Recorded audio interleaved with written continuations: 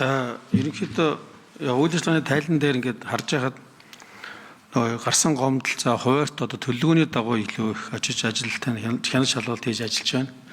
Тэгэхээр энэ авилгалтай тэмцэх газар, цагдаагийн ерөнхий газар гэдэг энэ мөрдөн байцаах үйл явцтай одоо эрүүдэн шүүлтийн үйл ажиллагаа явуулж болц.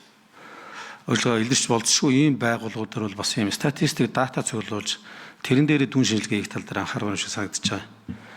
Яг энэ тухай ярьж байна гэхээр авилгалтай тэмцэх газар дээр одоо яг адилхан одоо авилгалын хэрэгээр мөрдөн байцаагч байгаа хоёр хүнийг нэг нь болохоор бол гадуур байцаагаад байдаг. Нөгөөх нь болохоор бол өчнөө сараар хориод байцаагаад байдаг. Гэр бүлийн гишүүдийг хамруулдаг ч байдаг юм. Ингээд ийм зүгээр л тэр тухайн хүний одоо нөхцөл байдлаас хамаарат ялгаатай хандж байгаа ийм асуудал их харагдаад байгаа байхгүй. Тэгэхээр авилгалтай тэмцэх газар бол цагдаагийн ерөнхий газрын мөрдөн байцаах газар дээр байцаагч байгаа улсууд дээр цааталтан дээр тухайн байцаагч байгаа хүн хэд хоног өргөж байгаа ямар асуудлаас болоод тэр асуудлаас нь бол хичнээн үнийг холбогдуулж хорж байгаа юм тийм.